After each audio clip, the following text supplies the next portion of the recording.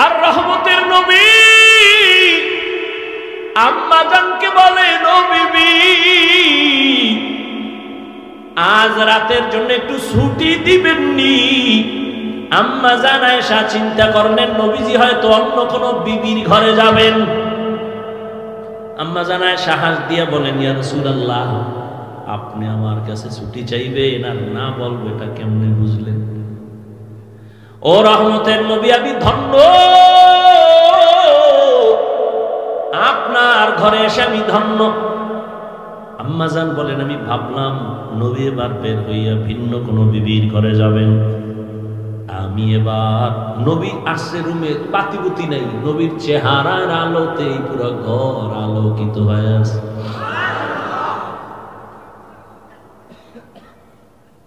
আর আমরা গো চেহারার আলো বানানোর জন্য বিউটি পার্লারে যায়, ডানা কাটা ভরি হইতো। একজনই সাদা দেখে এটারই বিয়ে করুন, ডানা কাটা ভরি। বাসায় নিয়ে যখন টের পাইছে একটু পানি লাগছে, রৌদ্র লাগে দেয়, আসল জাম কালা, চান্দি গরম হয়ে গেছে। হায় রে কপাল মন্দ, চোখ থাকতে অন্ধ। আল্লাহ হেদায়েত দান করেন। আম্মা জান আয়েশা রাদিয়াল্লাহু আনহা তিনি বলেন, আমি একটু ঘুমের বাহানায় বিছানায় শুয়ে গেলাম, একটু ছোট্ট রুম, খেজুর পাতার ঘর, খেজুর পাতার ঘর। আমি দেখলাম নবীজি কোনো ঘরে যান নাই। আমি ঘুমের বাহানা কইরা আমি তাকায়া হালকা ভাবে নজর দেই, আমি দেখি রহমতের নবী একা নামাজে দাঁড়ায় গেলেন। আমার হুজুরার এক কর্নারে নবী নামাজে দাঁড়াইয়া হালকা আওয়াজে আলহামদু সূরা তেলাওয়াত শুরু করলেন, আর চোখ থেকে পানি পড়া শুরু হয়ে গেল ঝর্ণার মতো। রহমতের নবী তেলাওয়াত আলহামদু শেষ, সূরা বাকারা শুরু করলেন। ভাবলাম নবী বোধহয় বাকারার মাঝখানে গিয়ে রুকুতে যাবেন, কিন্তু না, পুরা সূরা বাকারা শেষ করলেন। তাও তো তাড়াহুড়া নাই, নবী আস্তে আস্তে পড়তেছেন। আর আমি আয়েশা জীবনে নবীকে এমন কান্না করতে দেখি নাই। নবী তেলাওয়াত করেন আর কান্না করেন। সূরা বাকারা শেষ করতে করতে অনেক সময় চলে গেল। ভাবলাম নবী এইবার রুকুর মধ্যে যাবেন, না, নবী সূরা আলে ইমরান শুরু করলেন। নবী ভাবলাম মাঝখানে গিয়ে রুকুতে যাবে, না, নবী পুরা সূরাটাই শেষ করলেন। এখনো প্রথম রাকাতে নবী দাঁড়ানো আছে। আলে ইমরান শেষ করিয়া নবী রুকুতে যাবেন, দেখি না, নবী পরের সূরাটাও শুরু করলেন। নবীজি দীর্ঘ টাইম সূরা তেলাওয়াত করেন আর চোখের পানি ছেড়ে দাড়ি ভিজে ভিজে পানি পড়তেছে। এমন কান্না মনে হয় নবী মরে যাবে। নবী যেই সূরা শেষ করে 4 নাম্বার সূরাটাও তেলাওয়াত শুরু করলেন। দীর্ঘ টাইম নবী দাঁড়ায় কাঁদতেছেন আর তেলাওয়াত করতেছেন। এমন তেলাওয়াত আমি জীবনে এত দেরি করতে দেখি নাই। নবীজি এত পরিমাণ দেরি করিয়া সীমাহীন দেরির পরে নবী মাত্র রুকুর মধ্যে চলে গেলেন। রহমতের নবী রুকুতে যায়, কান্না বন্ধ নাই। নবী মাথা উঁচু করেন না, ওখানে সীমাহীন সময় ব্যয় করলেন আর কান্না শুরু করলেন। আমি আয়েশা দেখতেছি, আমার চোখে ঘুম নাই। নবী রুকুর থেকে দাঁড়ালেন, রুকু থেকে দাঁড়াইয়া নবী এবার সিজদায়, মাত্র প্রথম রাকাতের প্রথম সিজদায় নবী গেলেন। সিজদায় গিয়া নবীর অঝরে কান্নার আওয়াজ। প্রথম রাকাতের প্রথম সিজদায় নবী এ পরিমাণ কান্না, কাঁদতেছেন কাঁদতেছেন, মনে হয় নবী বেহুশ হয়ে যাবেন। আর নবী মাথা উঁচু করেন না। দ্বিতীয় সিজদা দিবেন সেই খবরও নাই। নবী এই পরিমাণ সিজদায় কাঁদতেছেন, হঠাৎ করে পেছন থেকে আমি কানে আওয়াজ শুনতেছি, বেলালের আওয়াজ। মসজিদের বাহিরে বেলাল আওয়াজ দিয়েছেন, ইয়া রাসূলুল্লাহ, আমি ফজরের আযান দেওয়ার জন্য আসছি। নবী সময় কম, তাড়াতাড়ি প্রস্তুতি নেন, ফজরের সময় কাছাকাছি। নবী সেই রাতের নামাজের মাত্র প্রথম রাকাতের প্রথম সিজদায় কান্না করে, এখনো দ্বিতীয় সিজদা করেন নাই। ওদিকে বেলালের আওয়াজ বেলাল ফজরের জন্য ডাকতেছেন, সময় কাছাকাছি চলে আসছে, নবী প্রস্তুতি নেন। ও সাহাবায়ে কেরাম, আমার নবীর এইভাবে ইবাদত, কান্না, এত কান্না, এত তেলাওয়াত, এত পরিমাণ দেরি করলেন সিজদার ভেতরে, এত পরিমাণ ইবাদত গুজার জমিনে আর কোনো ব্যক্তি নাই। আল্লাহ পাক আমার নবীকে এই কারণে মোহাব্বতের নজরে বান্দা বলেছেন। এরে আল্লাহর গোলাম যুবক বাবারা, পর্দার আড়ালের মা বোনেরা, দুনিয়ার রং তামাশা তো কম করলা না রে বাবা। কবে তুমি নামাজে দাঁড়াই আমার আল্লাহকে ডাক দিবা? কবে তুমি পর্দার আড়ালে চলে যাবে? উল্টা আসলেন কেন? আজকে সব ব্যবহার উল্টা হবে, মাত্র শুরু। আপনার সাথে আজ ব্যবহার হবে সব আপনার বিবেকের বাহিরে, মাত্র শুরু হলো, উপর থেকে নেমে দেখায় দিলাম। মুফাসসিরিনে কেরাম, মুহাদ্দিসিনে কেরাম মেরাজের ঘটনা থেকে উম্মতের সবক দেয়। এই দুনিয়াওয়ালারা সবক নাও এক। ঘুমের মানুষের কেমনে সজাগ করবা? রহমতের নবীরে জিবরাইল সজাগ করে দেখায় দিলেন। দামি কোনো মানুষ যদি ঘুমায়, তাকে যদি তুমি সজাগ করতে চাও, মাথায় হাত দিবা না, শরীরের অন্য কোনো জায়গায় তুমি স্পর্শ করবা না, পা ধরে হালকা ভাবে চিপ দাও, সজাগ হয়ে তাকায় তোমাকে দেখবে, কোনো ভয় লাগবে না। তুমি যদি পিছন দিয়ে মাথার উপরে আঘাত করো তো বেহুশ হয়ে জায়গায় মরে যাবে, তোমার তো দেখবেই না। মেরাজ থেকে সবক নাও, ঘুমের মানুষ কেমনে সজাগ করবা। জিবরাইল আমিন নবী বলেন, আমাকে উঠাইলেন, হাতিমে কাবায় নিয়ে গেলেন, ওখান থেকে জমজমের কূপের কিনারায় নিয়ে আমাকে চিৎভাবে শোয়াইলেন। আমাকে শোয়াইয়া আমার বুক চিরলেন, ভেতর থেকে কলব বের করলেন, স্বর্ণের পেয়ালায় রাখলেন, জমজমের পানি দিয়া ধুইয়া আবার ভেতরে ঢুকাইলেন, হালকা করে চাপ দিলেন, আগের মতো সুন্দর হয়ে গেল। আমি সব দেখতেছি কিন্তু বলতে পারতেছি না। আমার সামনে জিবরাইল মিকাইল, ডান পাশে ৭০,০০০ ফেরেশতা, বাম পাশে ৭০,০০০ ফেরেশতা, সামনে ৭০,০০০ ফেরেশতা, পেছনে ৭০,০০০ ফেরেশতার কাফেলা। আমারে এভাবে করলেন, রক্ত গেল না, সেলাই লাগলো না, আমি ব্যথাও অনুভব করলাম না। এটাকে আমরা বর্তমানে বলি ওপেন হার্ট সার্জারি। কি সার্জারি? আল্লাহ দেখায় দিলেন, এই দুনিয়ার ডাক্তারেরা ওপেন হার্ট সার্জারি কইরা মাস্তানি করিস না। আমি আমার নবীরে ৪ বার ওপেন হার্ট সার্জারি আগেই করেছি। কয়বার? কুদরতের অপারেশন। একজনে কয়, ঘুমের মধ্যে শুনতেছি, স্বপ্নেই দেখলাম কিনা জানি না। একজনে বলতেছে, নবীর কলমের মধ্যে কি কোনো ময়লা ছিল? যদি নাই থাকে তাহলে বের কইরা জমজম দিয়া ধুইলেন কেন? কই না, কেমনে বুঝাবো জানি না। এরে আল্লাহর বান্দা, রহমতের নবীর শরীর থেকে ঘাম, ঘাম থেকে মেশকের ঘেরান আসে, এই কথা কি আপনারা শুনছেন? কথা বলেন না কেন? নবীজির মেশকের মধ্যে, ঘামের মধ্যে কি বলেন? নবী যেখানে কদম দেয় সেখানেও কি ঘেরান? নবীজির থুথু মোবারকেও ঘেরান। সেই নবী গোসল করতেন না? বলেন, অজু করতেন না কেন? নবী নাপাক তো অজু করতেন কেন? নবী নাপাক গোসল করতেন কেন? এই প্রশ্নের যেই জবাব, নবীজির কলবে কি ময়লা? জমজম দিয়ে ধুইলেন কেন? ওই প্রশ্নের এই জবাব।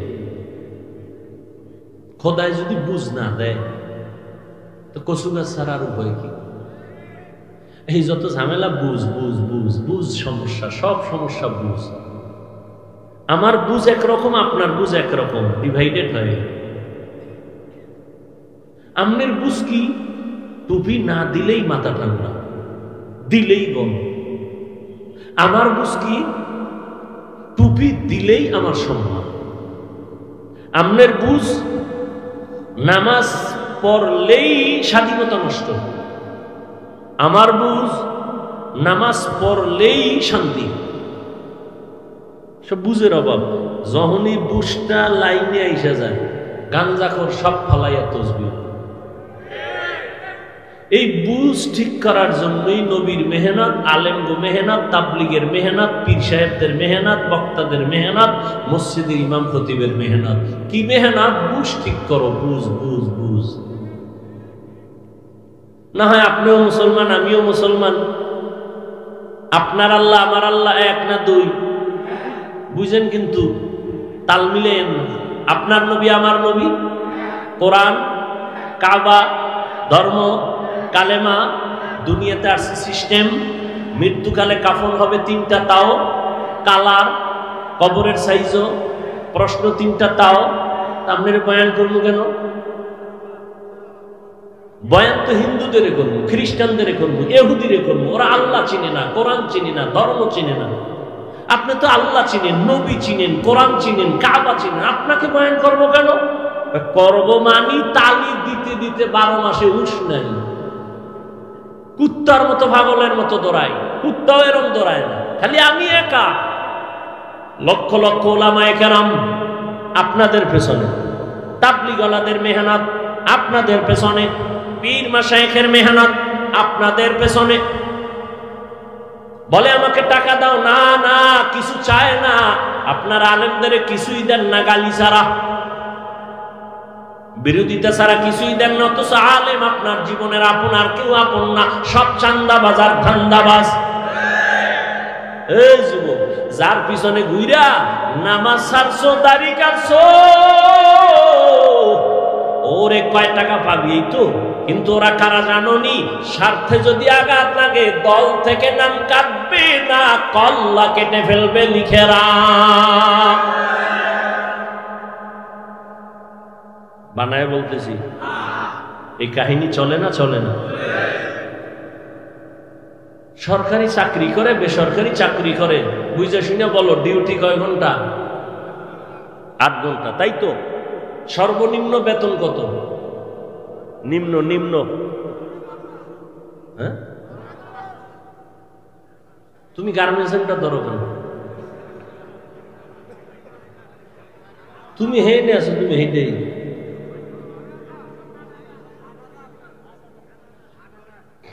সরকারি বেসরকারি কোম্পানিতে চাকরি করে, 8 ঘন্টা ডিউটি করে, সরকার তাকে বেতন দেয় 20,000, 16,000, 15,000 উপরে। আর টেবিলের তলে তোর আব্বাজান কত মুক্তা রাইখা দিছে, ওটি নিয়ে নিবে। সত্য কথা কোনদিন অস্বীকার করবা না। মসজিদের ইমামের ডিউটি কয় ঘন্টা? কয় ঘন্টা? বেতন কত? এর থেকে আর জালেম আছেই দুনিয়া? এই পরিমাণ জুলুম। 8 ঘন্টা ডিউটি করে 20,000 টাকা, টেবিলের তলে মুক্তার দানা আর খালা মা চাচারা রাইখে দিছে, ওটি নিয়ে ঘুমায়। আর 24 ঘন্টা ডিউটি করে এক ইমাম, রিমান্ডের মতো থাকে, বেতন 5,000, 10,000, 6 মাস বাকি, সভাপতি 100 টাকা মাসে, সেক্রেটারি 50। একক তো নামাজে না থাকলে রিক্সা ড্রাইভার কা হুজুর গেছিলেন কই?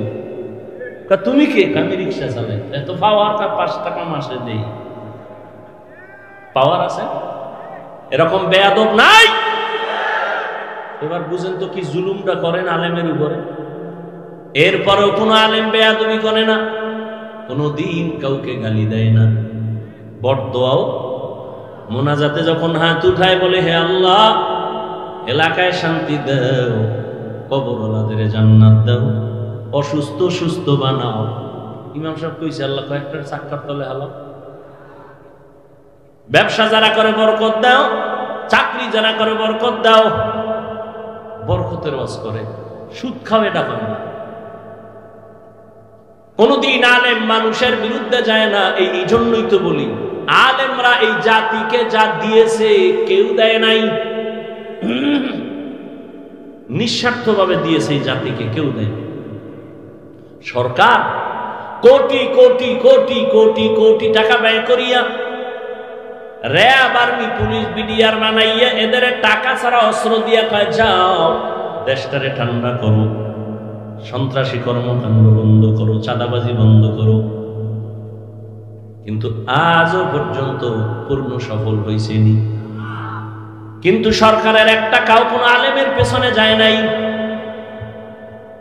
এই আলেমরা মানুষের পাও ধরে ধরে ধরে ধরে দিন নাই রাত নাই বুঝায়, তাবলীগালারাও বুঝায়, পীর সাহেবরাও বুঝায়, আলেমরা বুঝাইয়া একজন আর দুইজন না, এই দেশের মধ্যে জেনারেল লাইনের লক্ষ লক্ষ মানুষ আজ সন্ত্রাসী অস্ত্র চাইরা তসবিহ হাতে নিয়ে নিছে। তাবলীগের অবদান, পীর মাশায়েখের অবদান, দেওবন্দীদের অবদান। কষ্ট হইতেছে?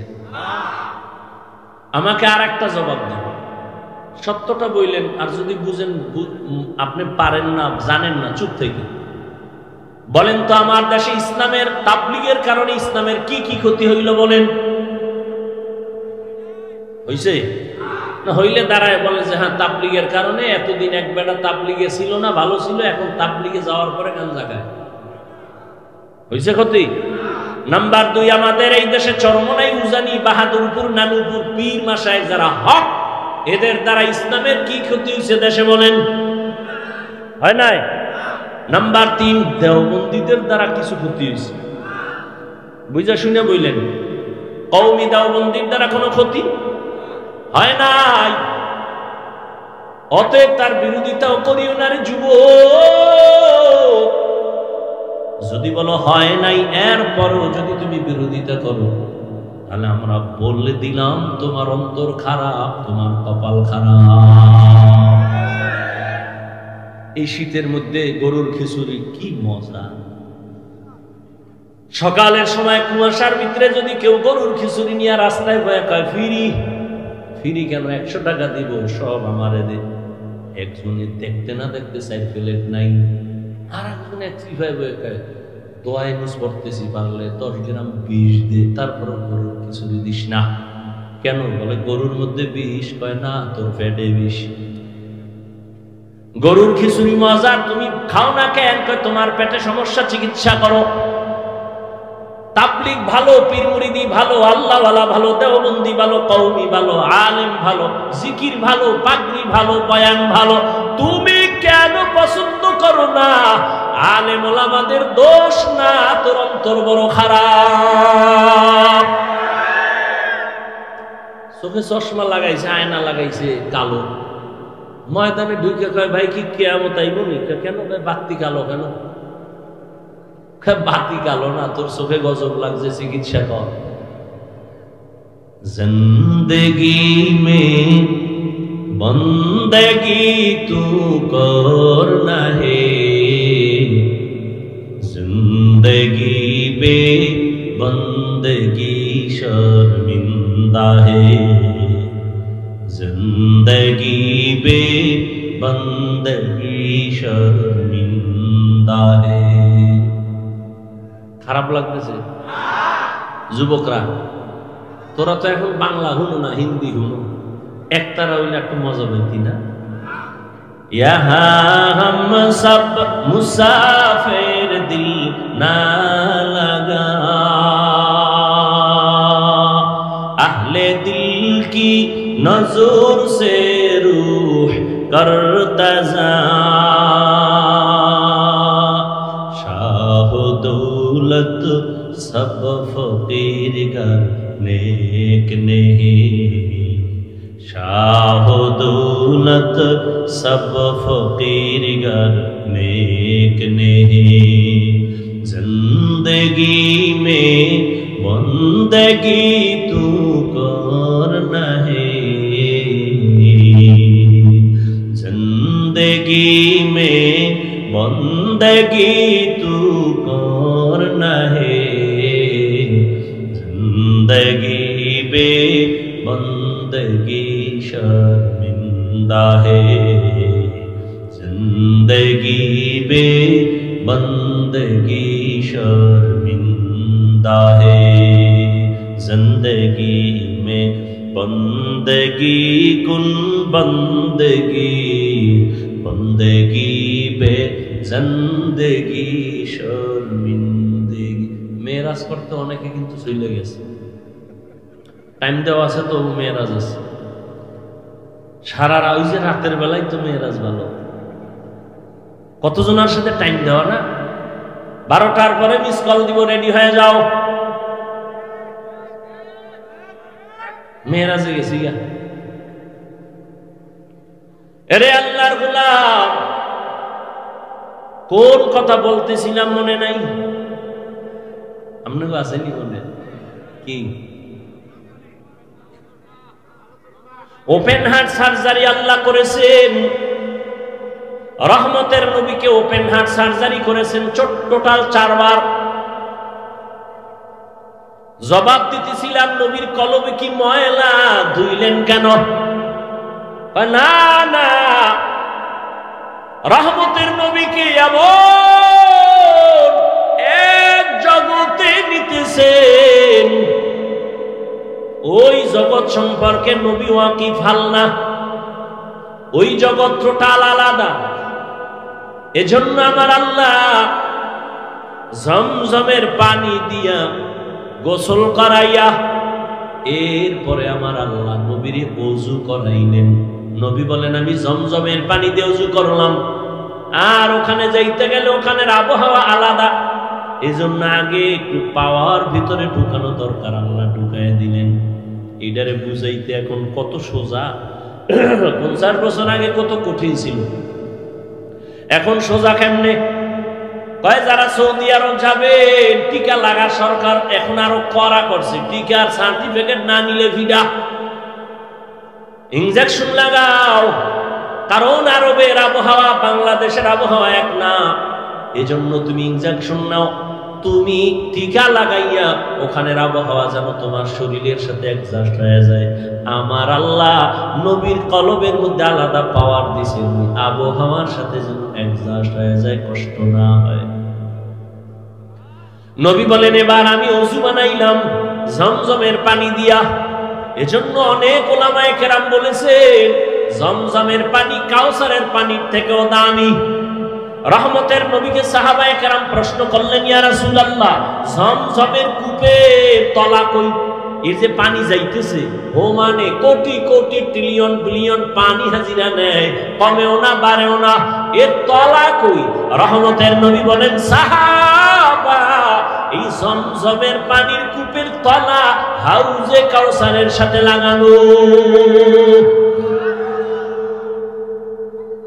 নবী বললেন এবার 2 রাকাত নামাজ আমি আদায় করলাম। মেয়েরাজ শুরু হইল মসজিদ থেকে, কিতের থেকে। এজন্যই তো আমরা মসজিদ গিয়া নামাজে দাঁড়াই, নামাজে মেয়েরাজ করি। কি করি? মেয়েরাজ। মসজিদে গিয়া নামাজ আদায় করো। নামাজ আল্লাহর সাথে গভীর সম্পর্ক তৈরি হয়, কথা হয়। বান্দা যখন নামাজে দাঁড়ায় ওখানেও কিন্তু ওই সুবহান দিয়া শুরু হয়, হয়নি? সুবহানাকাল্লাহুম্মা আছে না, অবিহামদিকা ওয়া তাবারাকা ইসমুকা ওয়া তাআলা জাদ্দুকা ওয়া লা ইলাহা গায়রুক। সুবহান। আমি এখন মেরাজে ঢুকতেছি। বান্দা যখন নামাজে দাঁড়ায় গেল তখন বান্দা আল্লাহর সাথে সম্পর্ক তৈরি করে, আল্লাহর প্রশংসা করে। আলহামদুলিল্লাহ। আল্লাহ বলেন লিমানিল হাম, কার গুণগান গাইলা? কাইলিল্লাহ। আল্লাহ বলেন মানিল্লাহ, আল্লাহকে। বান্দা জবাব দেয় রব্বুল আলামিন। আল্লাহ প্রশ্ন করে রব্বুল আলামিন কে? বান্দা জবাব দেয় রহমান। মানির রহমান, বলে রহিম। এভাবে কথা হয়, মেরাজ চলে আল্লাহর সাথে। উরুজ, উপরে যাইতেছে বান্দা, আল্লাহর মহব্বতের সাগরে ঢেউ খেলতেছে, মহব্বতের দিকে অগ্রগামী হইতেছে। এই জন্যই দেখছেননি নামাজ একটা ইবাদত, ঠিক এমনই তো একটা ইবাদত হজ করা, এমনই ইবাদত যাকাত দেওয়া, এমনই ইবাদতের অংশ বাইতুল্লাহ তাওয়াফ করা। কিন্তু ব্যবধানটা কি? বান্দা যখন যাকাত দেয় তখন যদি খানা দেয় খাওয়া যাবে, সালাম দিলেও জবাব দেওয়া যাবে। হজে গিয়ে বান্দা তাওয়াফ করে বাইতুল্লাহ, লাব্বাইক আল্লাহুম্মা লাব্বাইক, ওই সময় যদি কেউ সালাম দেয় নেওয়া যাবে, খানা দিলেও খাওয়া যাবে। নামাজে চলবে নি? বলবে ভাই নামাজ একটু পরে, ফাঁকি দিয়ে একটু খাই হলো, চলবে? সালাম দিছে জবাব, নামাজে আপনি আছেন, সালাম দিলে জবাব দেওয়া যাবে? সৌদি আরবে গেছি অনেক আগে, এই সময় কত কোয়ালিটি, দুনিয়ার সব কোয়ালিটির মানুষ এনে বাবা, একটা কেবলার দিকে পাও এরকম দিয়া সমানে নাকটাই নিয়ে ঘুমিয়েছি।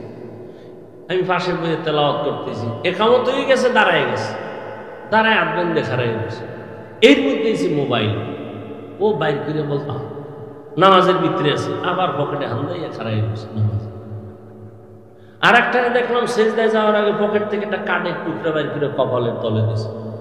কি ও কয় যে ইবলিস সেজদা দিয়ে জমিন নাপাক করছে, এই জন্য আমরা কাঠের উপরে দিই।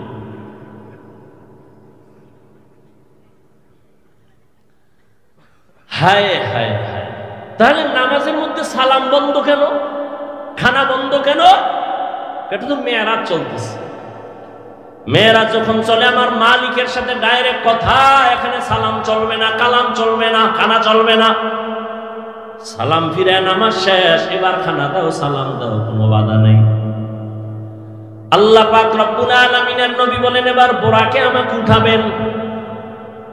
বোরাক আমাকে নিতে চায় না, কেমন বাহানা করে। ইতিহাস ওলামায়ে কেরাম অনেকে শুনছেন, আপনারাও জানেন। নবী বলেন বাইতুল্লাহ থেকে 1 মাসের পথ হলো বাইতুল মাকদিস, প্রথম কিবলা। বোরাকে যখন উঠলাম, এক চোখের পলকে আমি বাইতুল মাকদিসে হাজির হয়ে গেলাম। এটা কেমনে সম্ভব? মুহাম্মদ এক নজরে 1 মাসের পথ চলে গেলেন, এটা কেমনে সম্ভব? এর জবাব হলো নবী যায় নাই, নবী আয় নাই, আল্লাহ নিয়েছেন। আর আল্লাহ নিলিকে পারে না? যেই আল্লাহ আদম নবীরে জান্নাত থেকে ভারতের চরণ দ্বীপে পালায় দিলেন, যেই আল্লাহ মা হাওয়াকে আরবের জেদ্দায় পাঠায় দিলেন জান্নাত থেকে, ওই আল্লাহ আমার নবীরে পারে না আসেনতে? যেই আল্লাহ ইউনূস নবীরে মাছের পেটে ঢুকাইয়া আবার বের করে দিলেন, যেই আমার আল্লাহ ঈসা নবীকে দ্বিতীয় আসমানে নিয়ে গেলেন, ওই আল্লাহ আমার আল্লাহর নবীকে কেন আরশে আজিমে নিতে পারেন না? আমার আল্লাহ কেমন কুদরতের মালিক! উযায়ের আলাইহিস সালামকে জমিনের মধ্যে 100 বছর ফেলে রাখলেন মরা, এরপরে আবার আল্লাহ জিন্দা বানায় দিলেন। ওই আল্লাহ আমার রহমতের নবীকে কুদরতের দ্বারা আরশে আজিমে নিতে পারেন কিনা? আল্লাহ নিছেন, নবী যান নাই, নবী আসেন নাই, আল্লাহ নিয়েছেন, আল্লাহ পাঠায় দিয়েছেন। কুদরত কার? আমার আল্লাহর। নবী বলেন এক পলকে চলে গেলাম, কিন্তু এর মধ্যে বহু কাহিনী হয়ে গেল। মদিনার সফর হয়ে গেল, নামলাম, নামাজ পড়লাম, আবার সামনে যাইয়া তুর পাহাড়ের উপর দিয়া যাই, এক জায়গায় মুসা নবীর কবর দেখলাম। এই মেরাজের ভিতরে যাইতে গিয়া দেখি মুসা নবী কবরে নামাজ পড়তেছে। নবী মুসা কবরে নামাজ পড়েন, এটা আবার কেমন কথা? কেমন তেমন কথা, দূর আর বলার সুযোগ নাই। অনেকে বলে নবীরা কবরে মরা, জীবনে জিন্দা হবে না। নবী বলেন ক্বালা রাসূলুল্লাহ সাল্লাল্লাহু আলাইহি ওয়া আলিহি ওয়াসাল্লাম আল আম্বিয়া ওয়া হিয়াউন ফি কুবুরিহিম ইউসাল্লুন। সব নবীরা কবরে জিন্দা, সবাই নামাজ পড়ে। সুবহানাল্লাহ। কোরআন শরীফে আল্লাহ আয়াত নাযিল করে বলেন ওয়াহুম ইউরযাকুন, আমি কবরে তাদেরকে খানা দেই। আল্লাহ কি দেন? খানা। কবরেই দু জায়গা, এখানে আবার আল্লাহ খানা দিলে কেমনে খায়? প্রশ্ন করে তারা যারা নবীদেরকে জিন্দা মানে না। তারা বলে কবরে জিন্দা হইলে আল্লাহ কয় রিজিক দেয়, কি খায়? রুটি না ভাত? খাইলে প্লেট পায় কই, গ্লাস পায় কই, বাথরুম কই? এই বিষয়ে আমি বিস্তারিত আলোচনা অনেক জায়গায় করেছি, আজ করব না। আমাদের আকীদা সমস্ত নবীরা কবরে জিন্দা, কিয়ামত পর্যন্ত নামাজরত অবস্থায় থাকবেন। নবী বলেন ওখান থেকে বাইতুল মাকদিসে যাইয়া বোরাকটারে বাঁধলেন। জিব্রাইল বাইদা, জিব্রাইল নিজে আজান দেওয়া শুরু করলেন। বোরাকের বাঁধলেন কেন? পালায় যাবে? কয় না, এখান থেকে আর এক সবক নেও, নিজের মাল নিজে হেফাজত করো, অন্যের উপরে ন্যস্ত করিও না। নিজের দোকান নিজে হেফাজত করে বলো তাওয়াক্কালতু আলাল্লাহ। নিজের সন্তান নিজে হেফাজত করো, আর একজনের উপরে ন্যস্ত করো না। জিবরাইল আজান দিয়ে দিলেন। আজান নবী দিলে তো আর মজা হইতো, সেখানে সব নবী রাসূল হাজির। জিবরাইল আজান দিছে, আমার নবী আজান দিলে ঝামেলা, কারণ আমার নবী যদি বলেই ফেলেন হাইয়া আলাস সালাহ, নামাজের দিকে আসো, এটা বাই ফোর্স অর্ডার। আর নবী যদি অর্ডার দিয়েই দেন, যদি না মানো কাফের হয়ে যাবে। এজন্য আল্লাহ উম্মতের কাফের থেকে বাঁচাইছে। জিবরাইল আজান দিছে হাইয়া আলাস সালাহ, উম্মত যদি না যাও কাফের হবে না, হয়তো ফাসিক হয়ে যাবে। আর নবী যদি কয় হাইয়া আলাস সালাহ, তুমি যদি ডিনাই করো তুমি কাফের হয়ে যাবে। নবীর অর্ডার বাই ফোর্স অর্ডার। নবীজি এবার সব নবী রাসূলদের সামনে দুরাকাত নামাজের ইমামতি করলেন। নবীর যেহেতু পুরস্কার দিবেন, পুরস্কার দেওয়ার জন্য সবাইকে আল্লাহ হাজির করলেন। নবীকে পুরস্কার দেয়া হবে। ওখান থেকে আমার আল্লাহ বোরাকে নিয়ে গেলেন। জিবরাইল সফর সঙ্গে উপরে আসমানে। নবীজি বলেন একটানে আসমানে গিয়ে দেখি আসমানের মধ্যে দুইটা দরওয়াজা তালা লাগানো। দরওয়াজাগুলো জমরাত ইয়াকুত পাথর দ্বারা বানানো, তালা হলো নূরের তৈরি তালা। জিবরাইল কয় ভিতরের দারওয়ান দরজা খোল। দারওয়ান কয় মান আনতা, কে তুমি? বলে আনা জিবরাইল। ওয়া মান মা'আক, তোমার সাথে কে? বলে হুয়া মুহাম্মদ সাল্লাল্লাহু। জিবরাইল দারওয়ান কয় অনুমতি আইসুনি আনসুনি কাহানসি, কথা খুলো, চাবি দে। আমি ভিতরে, তালা বাইরে, চাবি কই? বলে ইসমে আজম, বিসমিল্লাহ হলো তালার চাবি। নবী বলেন আমি বিসমিল্লাহ বলে তালায় হাত দিলাম, দোনো দরজার তালা খুলে গেল। আমি ভেতরে ঢুকলাম। এইভাবে প্রথম আসমান পুরাটাই দেখলাম। দেখা দেখা দ্বিতীয় আসমানে গেলাম, তৃতীয়, চতুর্থ, পঞ্চম, ষষ্ঠ, সপ্তম। এবার যাইতে যাইতে ৭ আসমানের উপরে গিয়ে দেখি একটা নূরের কাবা, বাইতুল মামুর। ৭০,০০০ ফেরেশতারা কাফেলা বানায় তওয়াফ করে। একবার যারা করবে কিয়ামতের আগে এদের সিরিয়াল আর আসবে না, এত বেশি ফেরেশতা। নবী বলেন ওখান থেকে উপরে গেলাম সিদরাতুল মুনতাহা, বিশাল এক বড়ই গাছ। বড়ইগুলো তেলের ড্রামের মতো বড় বড় বড়ই, পাতাগুলো হলো গাছের পাতা, হাতির কানের মতো বড়। রহমতের নবী বললেন ওখান থেকে আল্লাহ আমাকে আর উপরে নিয়ে গেলেন ভিন্ন বাহনে।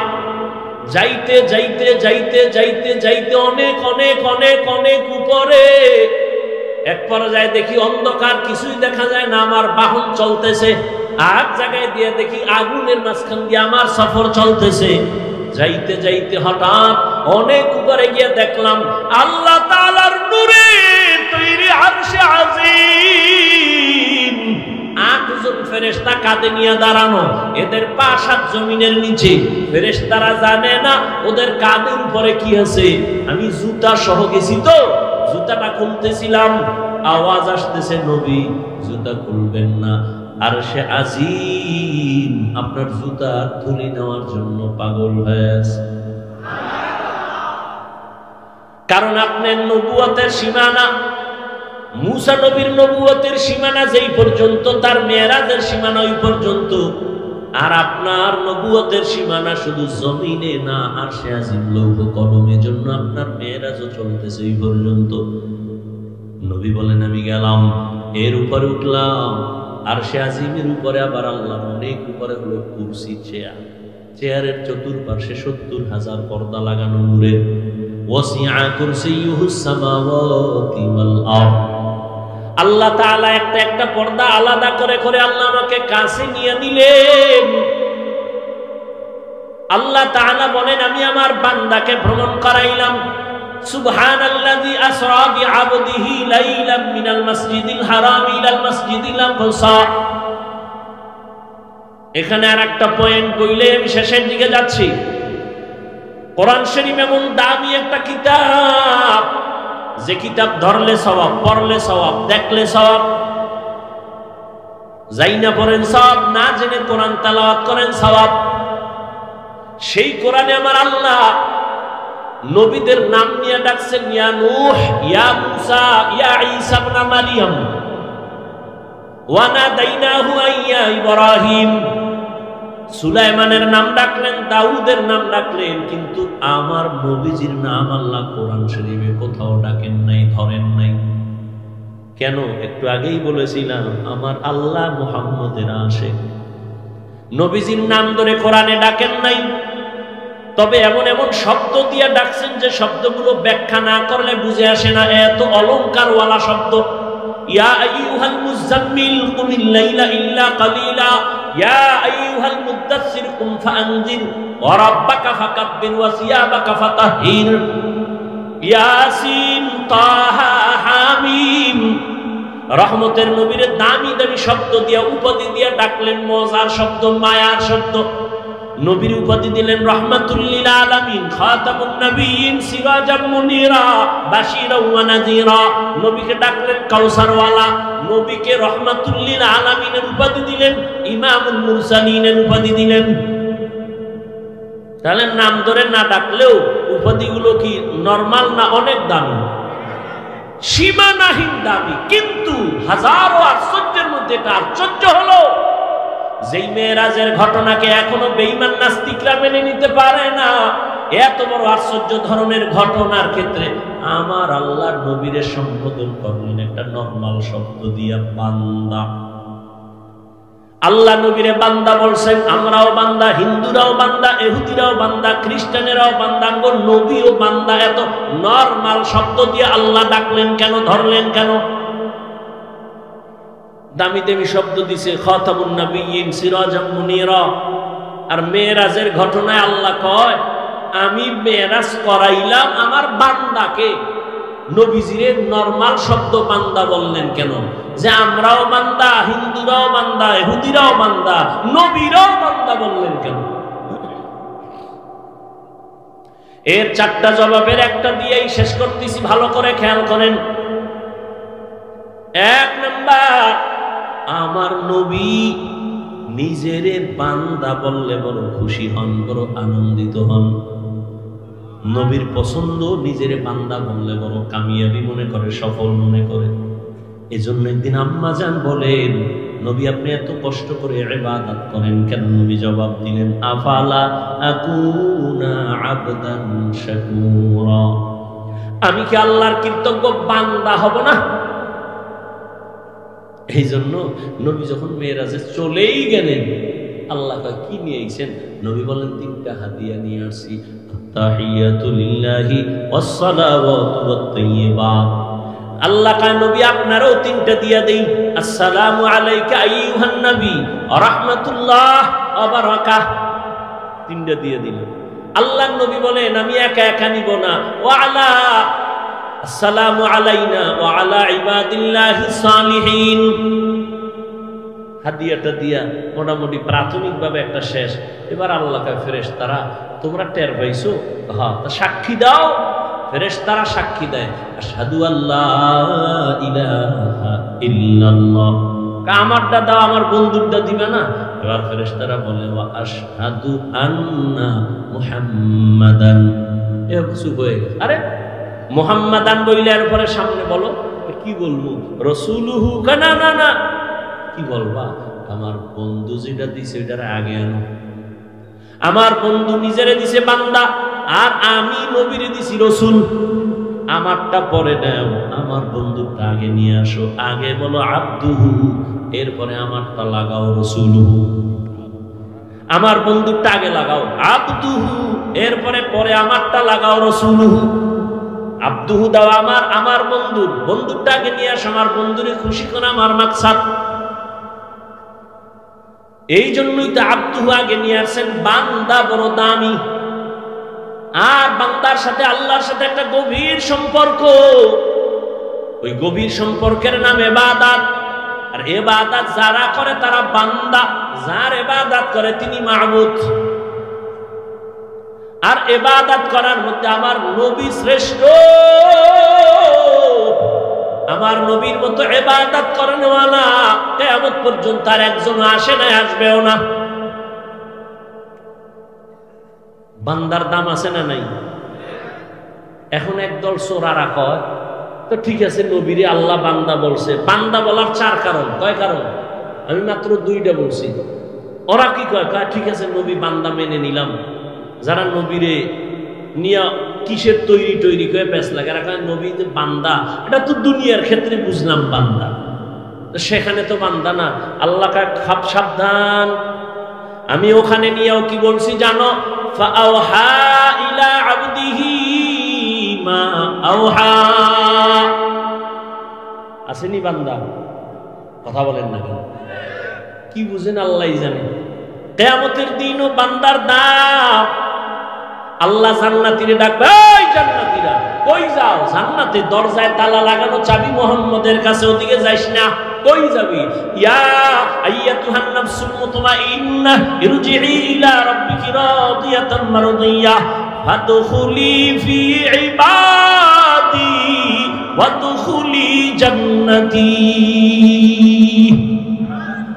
আগে জান্নাত না আগে বান্দা?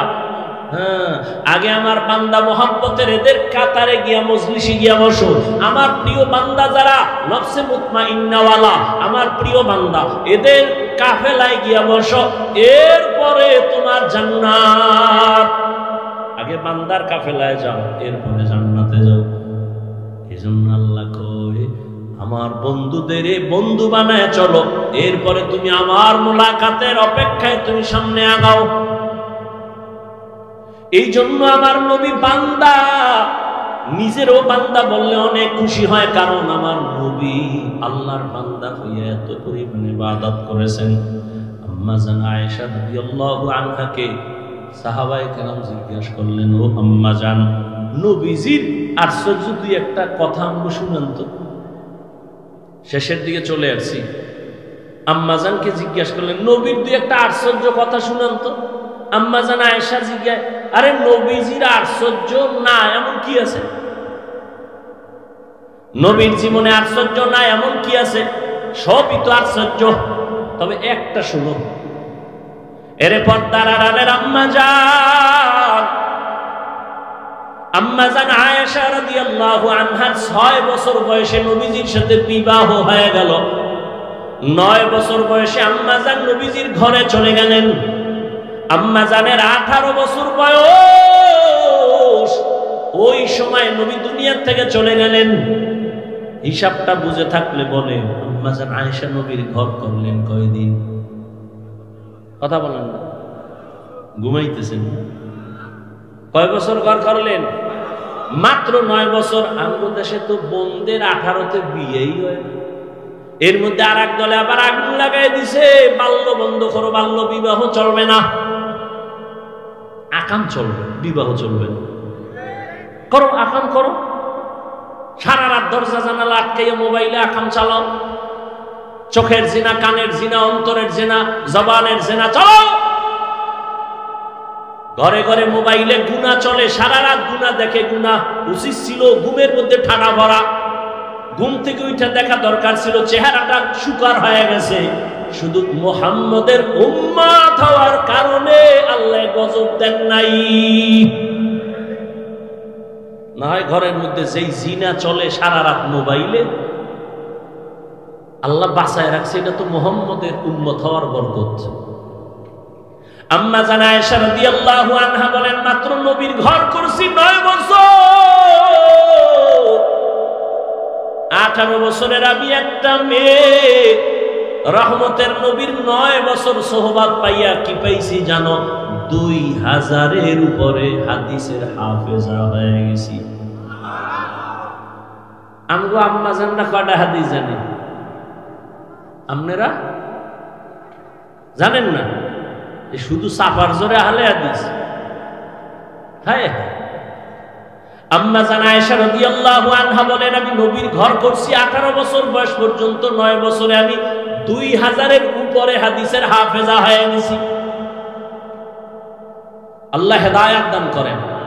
এবার আম্মা জান বলেন, বলবো ঘটনাটা এই শেষের দিকে, খেয়াল করি। আম্মা জান আয়েশা চোখের পানি ছেড়ে বলেন, সাহাবা, একদিনের ঘটনা। রহমতের নবী একদিন এশার নামাজ পড়ে আমার ঘরে আসলেন। কি পিছনে সমস্যা? শেষ করব। আম্মা জান আয়েশা রাদিয়াল্লাহু আনহা বলেন, একদিন নবী এশার নামাজ পড়ে আমার ঘরে আসলেন। আয়েশা, নবী কত দয়ার নবী, ডাক দিয়ে, এই হুমায়রা। কারে ডাকছে? আয়েশা রাদিয়াল্লাহু আনহাকে মায়া কইরা ডাকতেন হুমায়রা। আর আপনারা কি করে ডাকেন? বেবি, বেবি, নাম ধইরা ডাকে, নাম ধইরা। ওদিকে বেবিও স্বামীরে ডাকে হৃদয়, ডাকেনি? সন্তান একটা এটা শিখে বলছে, সন্তানের আব্বু কয় না, আম্মু কয় না, মায়েরে কয় বেবি, নাস্তা দে। বাবারে কয় এই হৃদয় টাকা দে। দুইজনে কয় এই সর্বনাশ। এ যদি মানসি হুনি আইরে জুতার ভিডারে, আব্বু কয় না, আম্মু কয় না, উভয় কি? ডোন্ট মাইন্ড আর ফ্রি মাইন্ড। স্ত্রীর স্বামীও নাম ধরে ডাকে, স্বামী স্ত্রীকে নাম ধরে ডাকে। নামগুলো কি সাইজের? একজনের নাম সবুজ আর একজনের নাম গম্বুজ। না, সন্তানের নাম তুফান, বৃষ্টি, নদী, সাগর। অথচ রাসূল হাদিসে বলে একটা নামের কারণে আল্লাহর বান্দারা কিয়ামতে জান্নাত পাবে। সেদিন একটা তোর নাম কি কয়? রুমেল, সুমেল। আমি কি মাইয়া ফলা হইলেন, পোলার নাম রাখবি জিমেল, আর একটার নাম রাখবি হিমেল। হ্যাঁ, হায় হায়, হা, এখন নাম দুইটা ডাকে ফ্রি মাইন্ড। কপালে জুতার বাড়ি, কি করা যায়? ঘটকেরা ডাকছে, এই ঘটক, আকাম তো বাজায় লাইছে ফ্রি মাইন্ড। আমিও বউরে নাম ধরে ডাকি, বউ আমারে নাম ধরে ডাকে। ফোলায় ওই এসেছে, ফোলায় আমার আব্বু কয় না, কি কয়? কয় হৃদয়। মায়ের কয় বেবি, উভয় কি? প্রতিদিন খালি পেটে সকালবেলা বইয়া মাঝখানে ছেলেটারে বইয়া, স্বামী আর স্ত্রী দুইজনের ইয়ার চাল দিবি। তুই একবার স্বামীরে কবি আব্বু, আর তোর ওই স্বামী তোরে ডাকবে আম্মু। এইভাবে মাঝখানে রিয়ার চাল দে, তো সন্তান যদি শিখে। এবার টের পা ফিরিমেন্ডের জুতা কেমন। আল্লাহ হেদায়েত দান করে। আম্মা জান আয়েশা রাদিয়াল্লাহু আনহা চোখের পানি ছেড়ে বলেন, রহমতের নবী ঘরে আসলেন, এশার নামাজের পরে আয়েশা ডাকলেন হুমায়রা। লাব্বাইক ইয়া রাসূলুল্লাহ। আজকের রাত্রের জন্য আমার একটু ছুটি দিবেননি? আহ, আজকে রাত্রের জন্য একটু ছুটি কার কাছে চায়? আরে নবীজি চায় কার কাছে? আম্মা জান আয়েশার কাছে। আপনারা চাননি যে ম্যাডাম একটু ছুটি দিবা, ক্লাবে যাব? কি আর ছুটি মুটি? রাত্র 3টা বাজে ম্যাডাম যদি টেলিফোন করে, আরে আগুন। ম্যাডাম বলে কই আছো? তোর দরকার কি? আমার কত চাকরি রাতের বেলা, মেয়েরা চলে। ম্যাডাম যদি প্রশ্ন করে, সেখানে আগুন লাগায় দেয়। আর রহমতের নবী আম্মা জানকে বলে, নবী আজ রাতের জন্য একটু ছুটি দিবেননি? আম্মা জান আয়েশা চিন্তা করলেন নবীজি হয়তো অন্য কোন বিবির ঘরে যাবেন। আম্মা জান আয়েশা হাস দিয়া বলেন, ইয়া রাসূলুল্লাহ, আপনি আমার কাছে ছুটি চাইবেন আর না বলবো, এটা কেমনে বুঝলেন? ও রহমতের নবী, আমি ধন্য, আপনার ঘরে এসে আমি ধন্য। আম্মা জান বলেন, আমি ভাবলাম নবী এবার বের হইয়া ভিন্ন কোন বিবির ঘরে যাবেন। আমি এবার, নবী আসছে রুমে, বাতিবুতি নাই, নবীর চেহারার আলোতেই পুরো ঘর আলোকিত হয়ে আছে।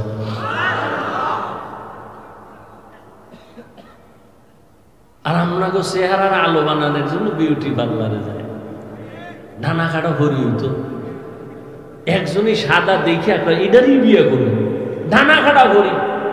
বাসায় নিয়ে যখন টের পাইছে, একটু পানি লাগছে, রৌদ্র লাগে দেয়, আসল জাম কালা, চান্দি গরম হয়ে গেছে। হায় রে কপাল মন্দ, চোখ থাকতে অন্ধ। আল্লাহ হেদায়েত দান করে। আম্মা জান আয়েশা রাদিয়াল্লাহু আনহা তিনি বলেন, আমি একটু ঘুমের বাহানায় বিছানায় শুয়ে গেলাম, একটু ছোট্ট রুম, খেজুর পাতার ঘর, খেজুর পাতার ঘর। আমি দেখলাম নবীজি কোনো ঘরে যান নাই। আমি ঘুমের বাহানা কইরা আমি তাকায়া হালকা ভাবে নজর দেই, আমি দেখি রহমতের নবী একা নামাজে দাঁড়ায় গেলেন। আমার হুজুরার এক কর্নারে নবী নামাজে দাঁড়াইয়া হালকা আওয়াজে আলহামদু সূরা তেলাওয়াত শুরু করলেন, আর চোখ থেকে পানি পড়া শুরু হয়ে গেল ঝর্ণার মতো। রহমতের নবী তেলাওয়াত আলহামদু শেষ, সূরা বাকারা শুরু করলেন। ভাবলাম নবী বোধহয় বাকারার মাঝখানে গিয়ে রুকুতে যাবেন, কিন্তু না, পুরা সূরা বাকারা শেষ করলেন। তাও তো তাড়াহুড়া নাই, নবী আস্তে আস্তে পড়তেছেন। আর আমি আয়েশা জীবনে নবীকে এমন কান্না করতে দেখি নাই। নবী তেলাওয়াত করেন আর কান্না করেন। সূরা বাকারা শেষ করতে করতে অনেক সময় চলে গেল। ভাবলাম নবী এইবার রুকুর মধ্যে যাবেন, না, নবী সূরা আলে ইমরান শুরু করলেন। নবী ভাবলাম মাঝখানে গিয়ে রুকুতে যাবে, না, নবী পুরা সূরাটাই শেষ করলেন। এখনো প্রথম রাকাতে নবী দাঁড়ানো আছে। আলে ইমরান শেষ করিয়া নবী রুকুতে যাবেন, দেখি না, নবী পরের সূরাটাও শুরু করলেন। নবীজি দীর্ঘ টাইম সূরা তেলাওয়াত করেন আর চোখের পানি ছেড়ে দাড়ি ভিজে ভিজে পানি পড়তেছে। এমন কান্না, মনে হয় নবী মরে যাবে। নবী যেই সূরা শেষ করে 4 নাম্বার সূরাটাও তেলাওয়াত শুরু করলেন। দীর্ঘ টাইম নবী দাঁড়ায় কাঁদতেছেন আর তেলাওয়াত করতেছেন। এমন তেলাওয়াত আমি জীবনে এত দেরি করতে দেখি নাই। নবীজি এত পরিমাণ দেরি করিয়া সীমাহীন দেরির পরে নবী মাত্র রুকুর মধ্যে চলে গেলেন। রহমতের নবী রুকুতে যায়, কান্না বন্ধ নাই। নবী মাথা উঁচু করেন না, ওখানে সীমাহীন সময় ব্যয় করলেন আর কান্না শুরু করলেন। আমি আয়েশা দেখতেছি, আমার চোখে ঘুম নাই। নবী রুকুর থেকে দাঁড়ালেন, রুকু থেকে দাঁড়াইয়া নবী এবার সিজদায়, মাত্র প্রথম রাকাতের প্রথম সিজদায় নবী গেলেন। সিজদায় গিয়া নবীর অঝরে কান্নার আওয়াজ। প্রথম রাকাতের প্রথম সিজদায় নবী এ পরিমাণ কান্না, কাঁদতেছেন কাঁদতেছেন, মনে হয় নবী বেহুশ হয়ে যাবেন। আর নবী মাথা উঁচু করেন না। দ্বিতীয় সিজদা দিবেন সেই খবরও নাই। নবী এই পরিমাণ সিজদায় কাঁদতেছেন, হঠাৎ করে পেছন থেকে আমি কানে আওয়াজ শুনতেছি, বেলালের আওয়াজ। মসজিদের বাহিরে বেলাল আওয়াজ দিয়েছেন, ইয়া রাসূলুল্লাহ, আমি ফজরের আযান দেওয়ার জন্য আসছি। নবী সময় কম, তাড়াতাড়ি প্রস্তুতি নেন। ফজরের সময় কাছাকাছি। নবী সেই রাতের নামাজের মাত্র প্রথম রাকাতের প্রথম সিজদায় কান্না করে, এখনো দ্বিতীয় সিজদা করেন নাই। ওদিকে বেলালের আওয়াজ। বেলাল ফজরের জন্য ডাকতেছেন। সময় কাছাকাছি চলে আসছে, নবী প্রস্তুতি নেন। ও সাহাবায়ে কেরাম, আমার নবীর এইভাবে ইবাদত, কান্না, এত তেলাওয়াত, এত পরিমাণ দেরি করলেন সিজদার ভেতরে, এত পরিমাণ ইবাদত গুজার জমিনে আর কোনো ব্যক্তি নাই। আল্লাহ পাক আমার নবীকে এই কারণে মোহাব্বতের নজরে বান্দা বলেছেন। এরে আল্লাহর গোলাম যুবক বাবারা, পর্দার আড়ালের মা বোনেরা, দুনিয়ার রং তামাশা তো কম করলা না রে বাবা। কবে তুমি নামাজে দাঁড়াই আমার আল্লাহকে ডাক দিবা? কবে তুমি পর্দার আড়ালে চলে যায় আমার আল্লাহর মুহাব্বতের মালা গলায় পরবা?